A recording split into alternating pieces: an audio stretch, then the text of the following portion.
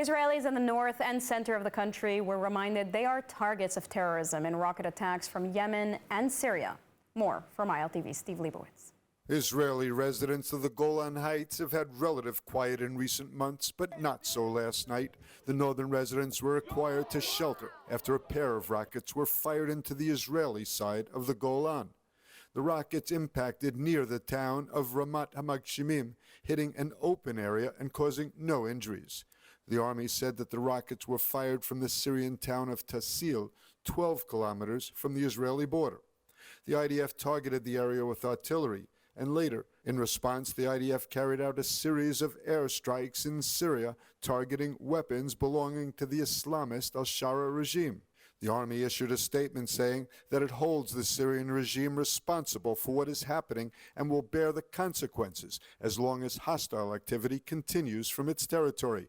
Defense Minister Katz said that he views Syrian leader al-Shara as directly responsible for every threat and rocket fired toward Israel. Meanwhile, hundreds of thousands of residents of central Israel were forced to shelter last night as sirens sounded as the Houthis fired another ballistic missile toward central Israel. The missile was successfully intercepted by air defense. Since Israel renewed its Gaza offensive on March 18th, the Houthis have launched 45 ballistic missiles and at least 10 drones at Israel. Some fell short, but one impacted at Ben Gurion Airport. Last month, Israel launched a series of airstrikes on the Houthis in response to their attacks. Among the targets was Sana International Airport, which was destroyed along with all of its aircraft. The United Nations is calling for an independent investigation into the deaths and injuries of Gazans who were trying to get food at distribution sites, specifically at the U.S. and Israeli-backed Gaza Humanitarian Foundation. The new mechanism has frustrated officials around the world, even catapulting misinformation by large media outlets that Israel's involved in the deaths without any confirmation. ILTV's Shosh Bedrosian has been following the details and has more. Shosh? Sivan, a statement released by the Secretary General of the UN says he's appalled by the reports of Palestinians killed while getting aid and says, quote, Israel has clear obligations under international humanitarian law to agree to and facilitate humanitarian aid. But the statement completely fails to mention Hamas, who eyewitnesses say is the one behind most of the violence against their own people. Rumors swirled on Sunday caused by the international media that the IDF was behind the 30-plus Palestinian deaths near the Gaza Humanitarian Foundation distribution site in southern Gaza. The report cited Hamas, the terror group, and other eyewitnesses, suggesting Israel was the one to fire on civilians without any information to back it up. Unfortunately, unlike some in the media, we don't take the word of Hamas with total truth. We like to look into it when they speak.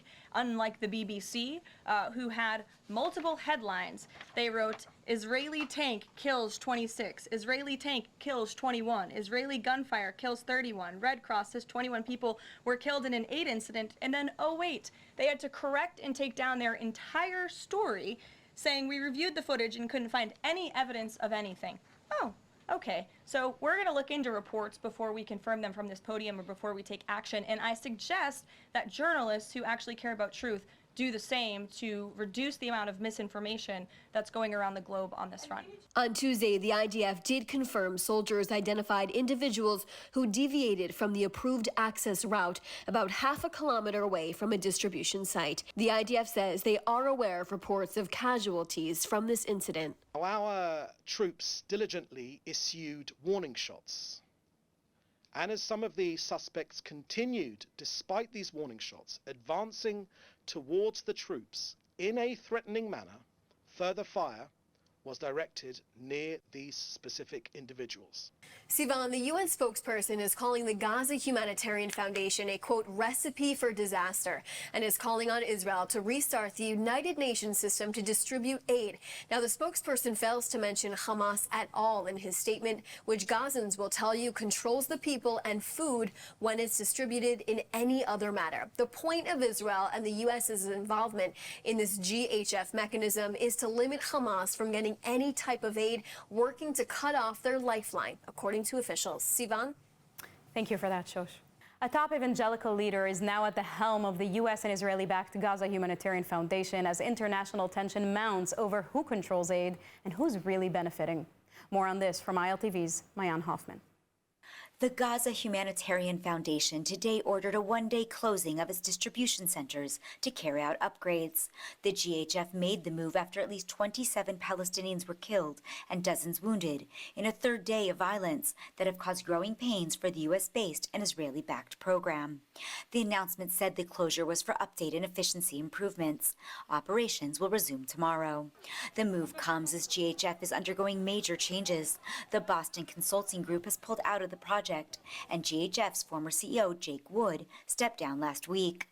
On Monday, the organization named a new executive chairman, Reverend Johnny Moore, a leading American evangelical figure known for his work with U.S. presidents and Middle Eastern leaders. He is also a board member of the International Fellowship of Christians and Jews.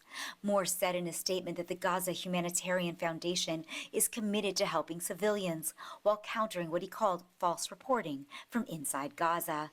He said, false reporting of violence at our sites has a chilling effect on the local population, and we can think of no greater disservice to a community in dire need. The appointment comes amid controversy over how aid is being delivered and who controls it. The GHF model is designed to bypass Hamas and deliver food directly to civilians. 4 aid centers are in development, with 3 already active. Deputy Foreign Minister Sharon Haskell said Tuesday that the new system is making an impact. She said this direct aid to the population in Gaza is already changing the situation on the ground and has the potential to seriously harm the terrorists and to shorten the war. She accused both Hamas and the United Nations of trying to undermine the new initiative. The fact Hamas is against this new program shows how effective it actually is. One should ask, does the UN really care about providing aid to the people in Gaza, or is it more focused on feeding Hamas and its war machine? It's day 607 of the war in Gaza. Operation Gideon's Chariots is continuing and is taking a toll as the IDF announced the name of a reservist killed in battle. For the first time, the IDF issued a battlefield map of Operation Gideon's Chariots. ILTV's Steve Leibowitz has more. The IDF announced the death of a reservist who was killed fighting in northern Gaza. The fallen soldier was named as Master Sergeant Alon Farkas of the Reserve Paratroopers Brigade from the town of Kabri. Another reservist was seriously injured in the incident. Meanwhile, during a press conference, the Army has for the first time revealed a map showing the ongoing Gideon's Sword ground offensive against Hamas. It shows the Gaza Division operating in the Rafah area, the 36th and 98th Divisions pushing into Khan Yunis from the south and east, and the 252nd Division operating in Gaza City and the Netzarim corridor, with the 162nd Division fighting in the north. An initial IDF probe into the mass casualty incident near a GHF distribution site in Gaza found that troops fired at Gazans who got lost en route to the aid center. Apparently, the Palestinians approached soldiers on a forbidden route while trying to find their way at night. The Army held an assessment to discuss Hamas's continuing efforts to prevent the distribution of food packages by the American-run Gaza Humanitarian Foundation.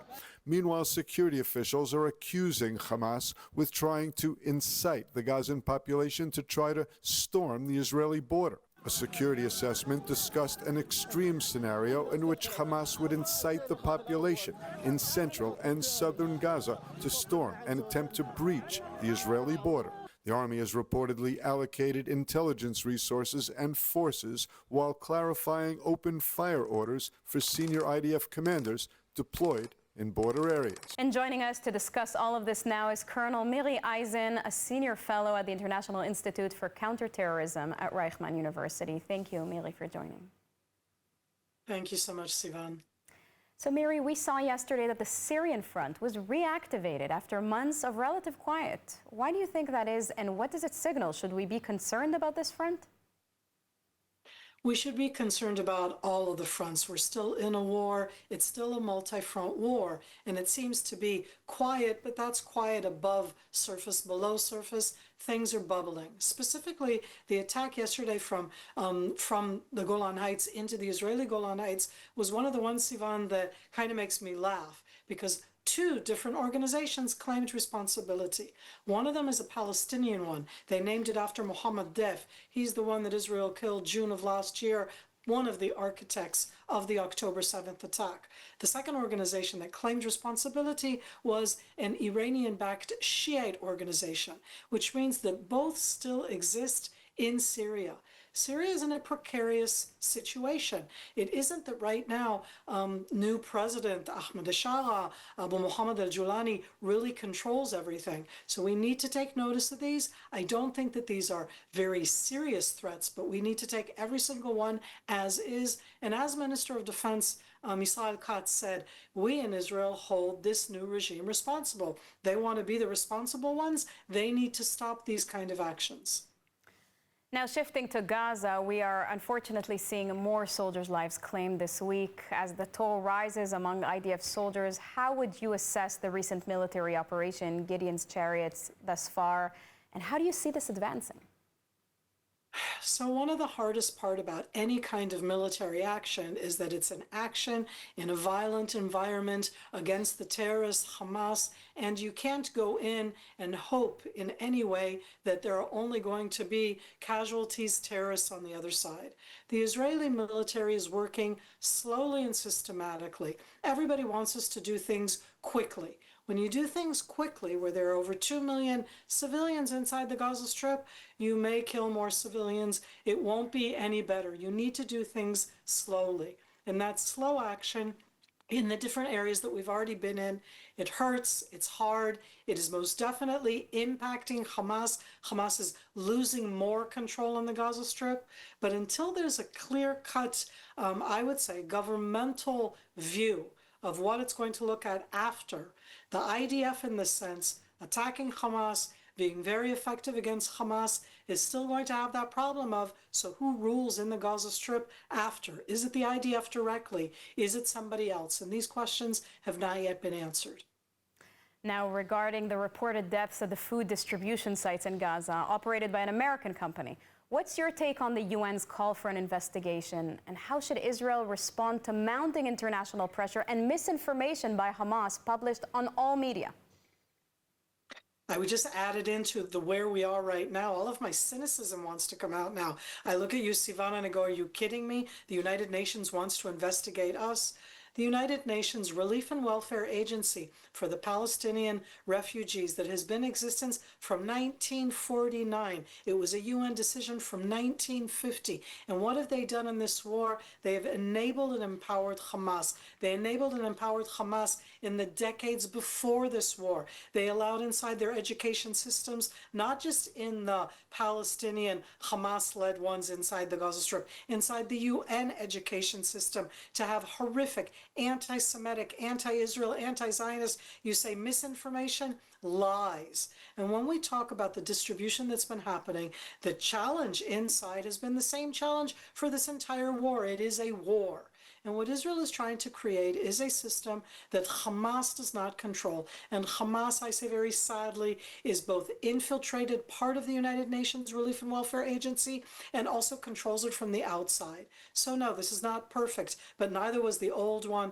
And I think that Israel has consistently checked itself, seen what's going on, and I hold ourselves to a very high standard here. It doesn't make it any easier, but we are checking ourselves. One of the reasons that the center today was closed is to make sure that we do it. And again, we're the outer system, because at the end, it's a US-based organization that's doing it, and they should continue to do it. We want to get help to the people, and everybody should support that, certainly the United Nations. Mary Eisen, thank you very much for your input. Thank you, Sivan. The United States has reportedly put forward a new nuclear proposal to Iran, offering a framework that would allow low-level uranium enrichment, but under strict regional oversight. The plan includes the involvement of Arab nations, such as Saudi Arabia and the UAE, overseeing the process with the enriched material destined for nuclear power plants within Iran. Under the deal, Iran would eventually be required to cease all enrichment on its own soil once these facilities become operational. However, Iran's supreme leader, Ayatollah Ali Khamenei, firmly rejected the proposal today, declaring that Tehran will not abandon its uranium enrichment program. He called the U.S. demand against the Islamic Republic's interests signaling a major hurdle to resolving the decades-long nuclear dispute. Iranian Foreign Minister Abbas al-Araghchi reiterated that enrichment inside Iran is a red line that Tehran will not cross. Meanwhile, the White House stressed that President Trump remains firmly opposed to any form of enrichment by Iran. The press secretary warned of serious consequences if Tehran rejects the offer. The reported proposal marks a strategic shift by Washington, aiming to curb Iran's nuclear ambitions while bringing regional powers into the fold. Following Sunday's anti-Semitic attack of pro-hostage demonstrators in Boulder, Colorado, the group says its weekly marches will return next Sunday with even more determination. On Sunday, a 45-year-old terrorist threw gasoline bombs at a crowd gathered for a Run for Their Lives event, injuring at least a dozen people. He now faces federal hate crime and attempted murder charges, while his wife and kids' visas were reportedly revoked, and they will likely be deported. The targeted march is held weekly on Pearl Street Mall and aims to raise awareness and call for the release of the remaining 58 hostages still held in Gaza since Hamas's October 7th attack. Many of those injured were elderly. This is not the first incident of terror against the Jewish community in the last month, as we saw a couple weeks ago with the shootings in D.C. And we have seen 15% of hate crimes this year been perpetuated against the Jewish community, which only makes up 2% of the U.S. population. Despite the attack, participants say they won't back down. Caleb Loengard, a student at the University of Colorado Boulder, and his friend Gil Escayo, a recent graduate, returned to Pearl Street the day after the attack, wearing Star of David necklaces, talking with passers-by, and accompanied by their dog whose sign read, "This Israeli dog wants peace and love." The Run for Their Lives walk that comes down here on Pearl Street every single Sunday has had one goal since its beginning, and that's been to bring home the hostages that have been in Gaza for over 600 days now. As tensions surrounding the Gaza war continue to rise, so does the cost for Jews in America speaking out. We want the fighting to stop. We want our sons and daughters to come home. We want the hostages and the bodies to be returned, to be buried properly and given the right respect, and we just want peace. Next Sunday, the march will return to Pearl Street undeterred, a weekly act of solidarity, now with even deeper meaning. Canada has launched a criminal investigation into several dual Israeli-Canadian soldiers over alleged war crimes committed during their service in the IDF amid the Gaza war. The Royal Canadian Mounted Police initiated the probe in 2024, but it remained undisclosed until now. The investigation targets individuals who served in the IDF, including volunteers and reservists, and may involve evidence collection and potential indictments under Canada's Crimes Against Humanity and War Crimes program. The Jewish and Israeli communities in Canada have expressed concern, fearing the investigation may disproportionately target Israelis and create a chilling effect on those with ties to the IDF. The RCMP states the program aims to uphold Canada's commitment to international justice and deny safe haven to war criminals.